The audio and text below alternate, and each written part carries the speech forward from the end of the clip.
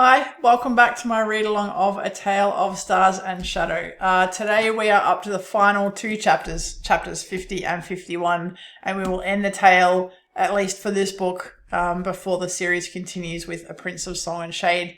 It's been a great, fun journey doing this project. The read-alongs on YouTube and the author commentaries have been super fun as well. I hope you've enjoyed it as much as I have. If you've made it this far, that hopefully means you've been enjoying it.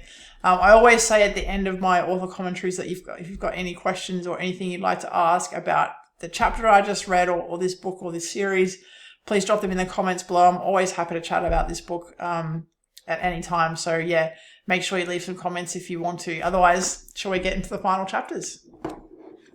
All right, chapter 50. After some searching, Talyn eventually found Kuan alone by the royal pool. As usual, it was a beautiful sunset, and the water glowed in ethereal blue light. The prince stood by the railing, gazing into the distance. Talyn was struck suddenly by a powerful sense of loneliness. He glanced over and saw her a moment later, and instantly the emotion vanished. It took her aback. She'd never seen that in him before. I take it from the glum faces I've been seeing all week that it's finally sinking in with the wolves that you're leaving. He raised a golden eyebrow. You noticed. I'm shocked. She leaned against the rail, watching in awe the breathtaking beauty of the burnished sunset. Theak will captain the wolves now. They respect him, and he's a solid commander. But not as good as you. Kuan smiled with amusement, cocking his head. I will have to learn to shield better, at least until their misery dies down a little. I think you're breaking their hearts, Captain. My time here was only ever going to be temporary, she said uncomfortably. And you're too smart to imagine that you can just walk away without consequences after everything you put into building that wing, he said, a slight rebuke in his tone. You won them to you, heart and soul. You're one to talk, her temper flared, ignited by her guilt and his words. We're nothing more than an amusement to you. Which I've made perfectly clear to them and to you, he pointed out.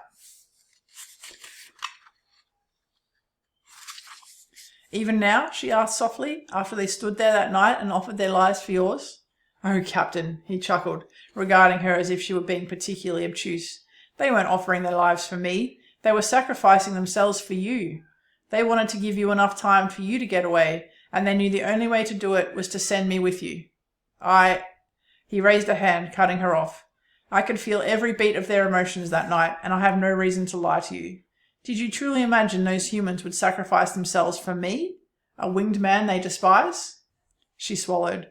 No. They wouldn't. Not Zamrul, not Halun.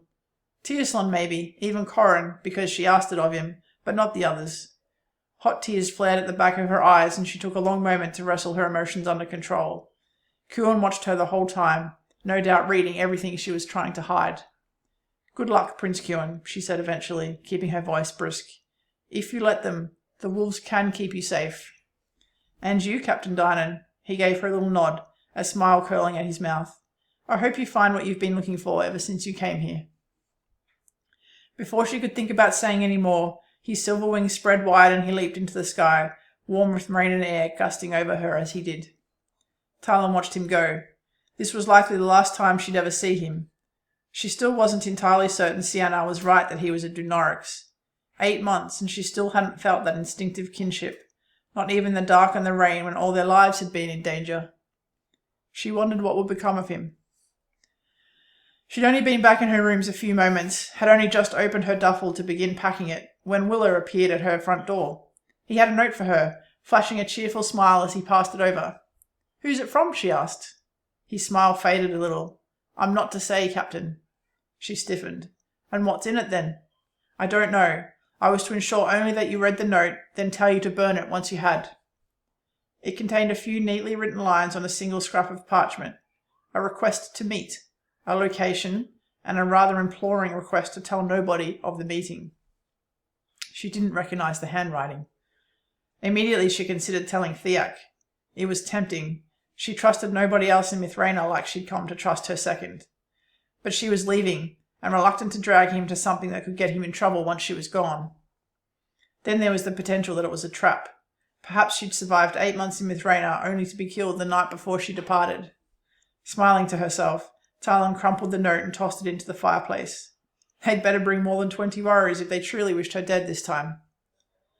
She almost got lost trying to find the meeting location. She'd memorized the instructions before destroying the note, but the route led her through areas of the citadel she wasn't familiar with. Eventually she found herself deep into the western half of the hill city, stepping out off one of the spanning walkways and onto the surface of a hillside. Her leg muscles burned as she hiked up a barely visible path that curved around the side of the hill until the citadel faded from view. Her surroundings appeared deserted, nothing but the call of the night birds and the gentle swish of the breeze through the trees, until she stepped into a clearing where two figures waited for her, both winged. One cloaked and hooded, the other dressed in plain civilian clothing but otherwise instantly recognizable. "Commander Ravenir," she said dryly, hiding her surprise. This whole time she'd been expecting Sarvan. "This is an odd place to meet." He didn't reply. Instead, the other figure stepped forward, pulling back the hood of her cloak. Talyn sucked in a breath, eyes flashing to Ravenir before settling back on the Queen of Mithraina. "Your Grace?" "Thank you for coming, Captain. I understand how odd my note must have appeared." "Your note?" Talyn glanced around the deserted hillside.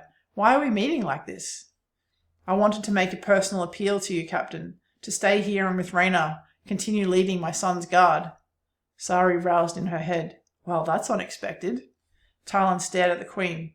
"You want to make an appeal? In the middle of the night on an isolated hillside where nobody can see us?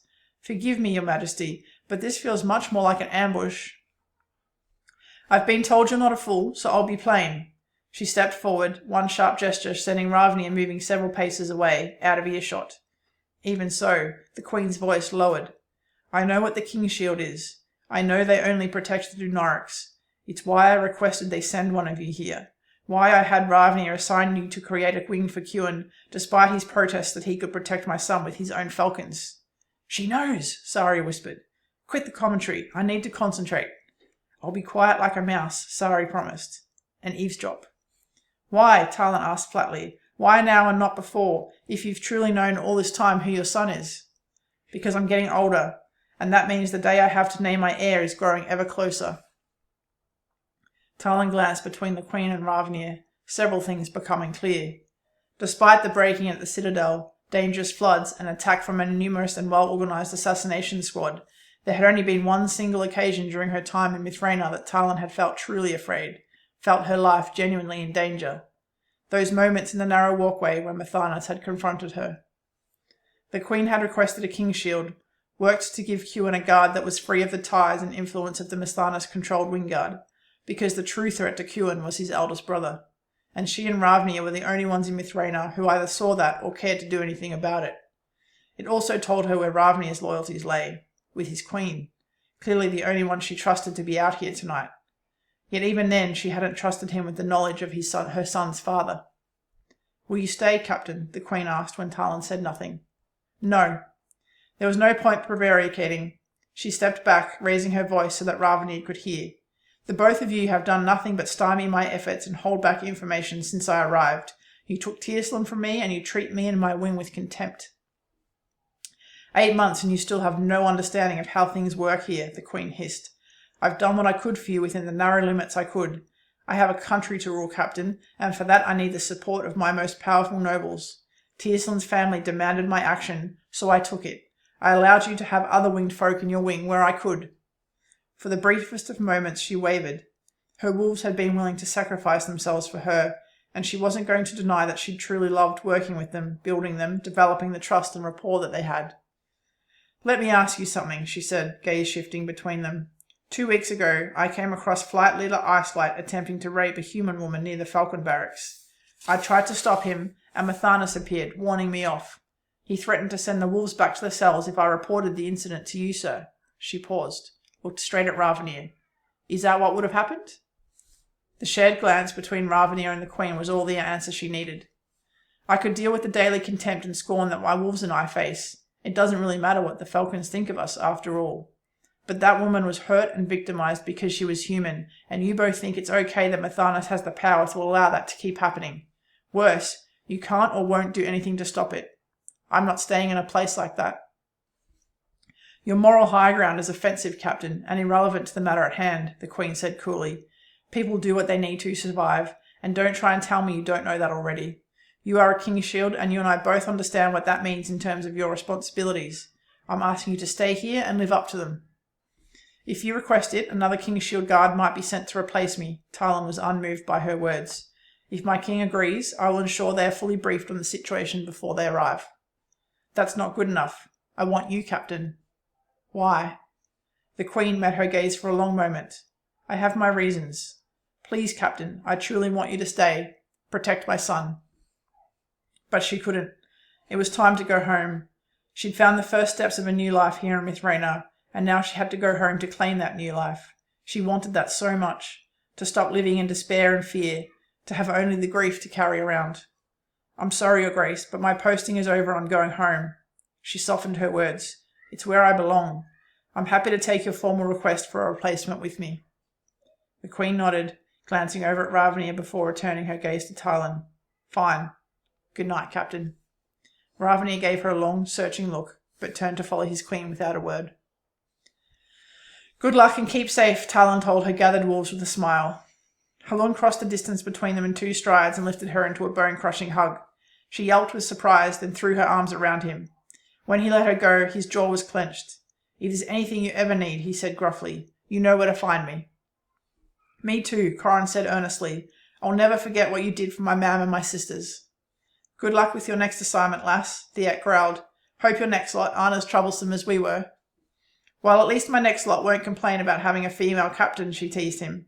And they won't be thieves and dock brawlers. And they won't whinge about a tiny little run up a wall. Zamril had stayed quiet until now, but at this he stepped forward. I'm not a thief anymore, he said quietly, uncharacteristically serious. I'm a wolf, and that's because of you. Thank you, Captain. It's been a genuine pleasure to work with you all, and I couldn't be prouder of what you've accomplished. She met each of their gazes in turn. Remember what you've learned, and you'll do well. Would you write us, Captain? Theak asked, clearing his throat. Plan on lots of letters, she promised, because I want to hear every detail about how the new recruits are going. Make sure your replacement knows Sabai, Zamril said. It gives us an advantage we need, and we're barely beyond the basics. Talyn winced internally. She wasn't sure the Kalinin would be entirely approving of their unarmed combat method being taught in another country, but maybe there was some way she could wrangle another King's Shield who also had a Kalinin background. I'll do my best. A heavy silence fell then. Neither party wanted to be the first to go. She straightened her shoulders, hefted her bag, pasted a cheerful smile on her face.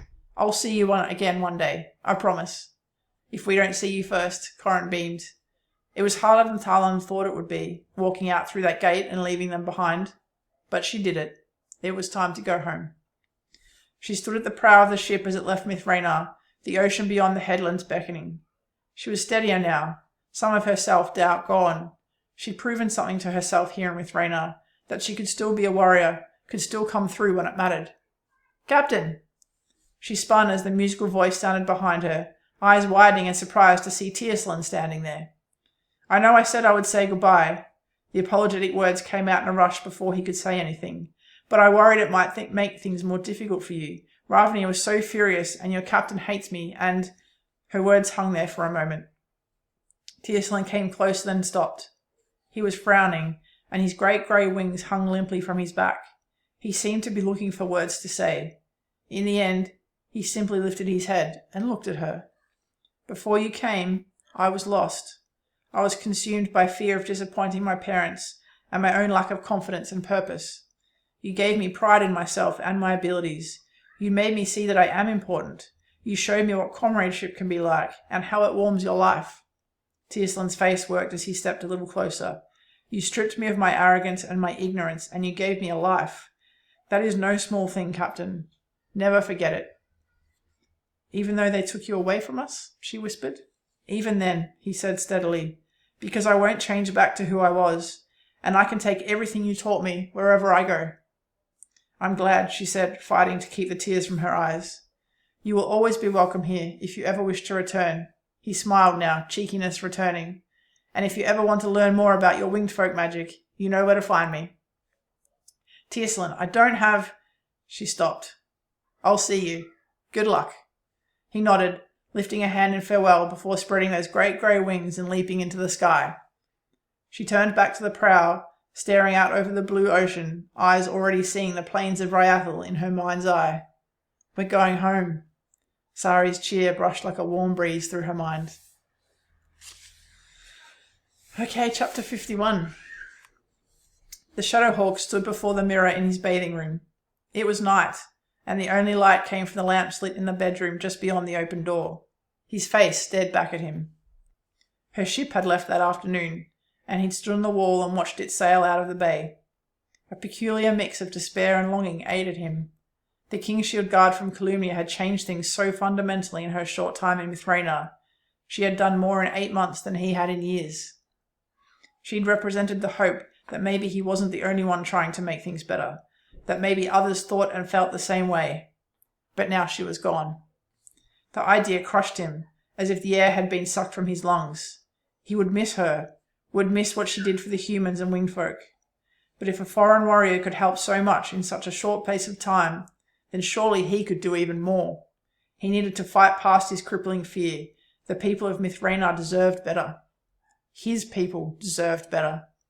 Taking a deep breath and rolling his shoulders to loosen them, he dug in his pocket for a piece of chalk. He'd go down into Dock City later tonight and leave the mark to set up a meeting with Sania. Her people clearly had resources. Maybe there was more he could do to utilize those resources. He just tugged the chalk loose when a knock came at his door. Sighing, he pushed it back down deep in his pocket. "Kewin, come on, you're late for the lair game. Iriel sent me to get you." He stared in the mirror, the human features of the Shadowhawk dissolving from his face as he let go of his magic. His wings flashed into sight at his back, no longer concealed. Another deep breath, then a close look to make sure there wasn't any residue of his glamour. Glamour.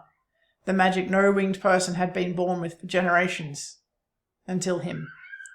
The knock came again, harder this time. Prince Kewin Condor settled a lazy smile on his face, then turned around and walked out to greet his friend. It was time to play some Alea. And that is the end of A Tale of Stars and Shadow. What a journey it's been. I do love this story so very much. I hope you've enjoyed it too. As always, if you'd like to avoid some spoilers, not just for this book now that it's ended, but also for the rest of the series, then you definitely want to jump out here before I start talking about the final chapters. But if you are leaving here, it's been an absolute pleasure having you. Thanks for sticking around for 51 chapters. It's like I said, absolute pleasure having you. I hope you've enjoyed it. I hope you stick around for future videos. There will be some more coming, and have a great day. Otherwise, shall we have a chat about this final chapter?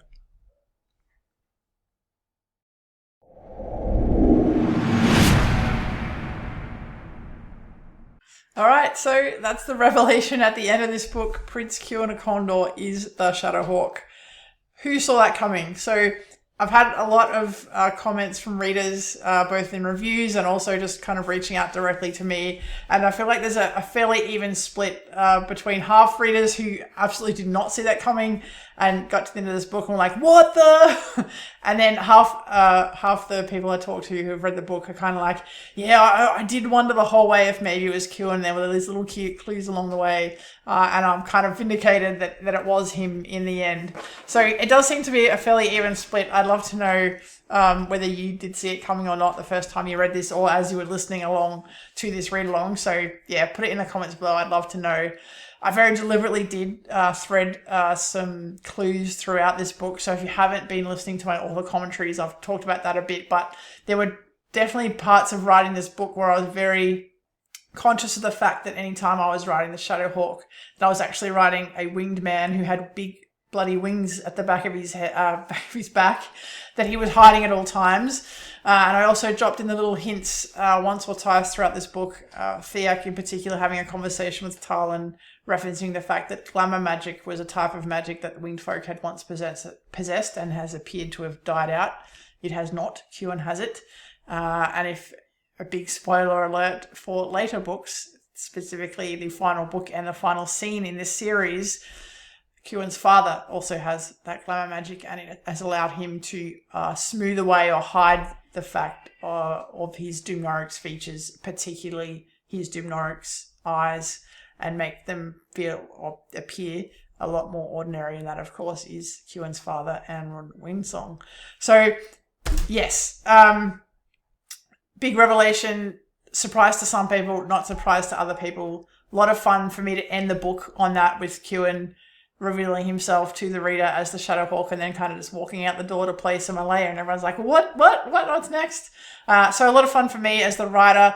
That final scene with Talyn coming before that, finally leaving with Rhaena after a final plea from the Queen. That was quite a surprise for Talyn to finally learn it was Queen Serana herself who'd requested Talyn's presence in Rhaena, and not just because she wanted a random King Shield to come and teach her Falcons how to do close protection. She specifically wanted a King Shield. She knew that the King Shield had a duty and a responsibility to provide a guard if she requested it. That's because she does know that Kieran is a Dunorix and that his father was a Dunorix, and that she knows that places him in particular kind of danger if anyone found out. So the request for Talyn came from Serana, not from anyone else, and that she is somewhat sympathetic both Talyn's purpose in guarding Kieran and also for her son, although as that conversation between Talyn and the Queen played out, it's clear that while the Queen cares and loves her son, it is within the narrow limits of keeping her own power. Some sympathy, some empathy for that. Queen, if she wants to keep her power, if she wants to keep things as best as possible with Rhaena, she needs to do that by compromising. She compromises a lot though, and I don't think Talyn has a lot of sympathy for that, and Kieran certainly doesn't.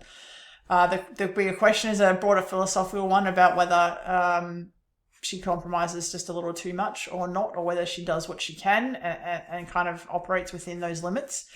But I think the biggest and most egregious thing where Talyn is concerned, and I think as the author probably agree here, is that the degree to which she allows Mathanas to reign and to have power and to do what he wants. She is the Queen, and she does have the power, I think, to rein him in more than she does, and she's chosen not to do that, which makes Mathanas a very dangerous character, and Talyn comes to kind of realize by the end of this book that that's the real danger that Kieran faces in Rhaena, not random assassins. Though they're pretty dangerous too, but from the perspective of a Caledon warrior, it's interesting the way that Talyn kind of phrases this is that the only time she's felt truly in danger, where she has felt like her abilities and experience may not be able to save her, is when she faced down Mathanas in that alley after confronting Iceflight over the rape, or the attempted rape of that woman. She does feel like Mathanas is an adversary that she cannot easily combat and may not even be able to defeat, and that's the lens through which she sees that threat to Kieran, which is obviously an interesting observation. It's partially true. Mathanas is a very dangerous adversary, but he's not the real adversary, and that obviously comes into play much later in the series. But yeah, that was a fun way to end the book. It was a touching note for Talyn to leave, particularly that conversation with Tearsel, in which he kind of made clear to her how much of a difference she's made in his life, and then not only that, how much of a difference he can then make in others' lives because of what she's taught him, irrespective of where he's ended up and the fact that he's had to leave the Wolves. And I thought that was a really important note for her to learn and for him to be able to say to her, and a great way for her to leave. She, I think, is for the moment making the right decision for herself. She's finally found the path to healing, to proper healing, not just hiding from her grief and brokenness. And I think she feels she needs to go home to kind of grasp that and hold on to that and keep moving along that path. And I think for now that is the right decision for her. But we know very early on in the next book, in A Prince of Song and Shade, she's going to have a dilemma about where her path goes next and whether it leads back to Rhaena. But that is for another story. I hope you guys have enjoyed this one. I've enjoyed the author commentary at the end. I've enjoyed talking about my thoughts on each chapter and how I've kind of gone about crafting it, what I think about the wider story, and dropping in some little tidbits there for you. If you've got any questions, please drop them in the comments below. I'd love to discuss them. I will move on to doing more of these. Whether I do a full read along for other books or whether I stick with potentially just summarizing the chapters and then focusing more on the author commentary, which admittedly takes up a little bit less time, is something I'll think about. Also, whether I continue on to A Prince of Song and Shade, or whether I start a new series and potentially go and start with A Nameless Throne and start the Inkweaver archive. If you've got thoughts on that or a preference, again, drop them in the comments below. If everyone's got a very strong preference, I'm more than happy to go with what everyone wants to hear from me. So don't be afraid to tell me what you think and what you'd like to see next in the comments below. Otherwise, it's been an absolute pleasure having you on this journey with me. Thanks for sticking with it. I really hope you've enjoyed it. I certainly have. And I'll certainly see you around soon. Bye.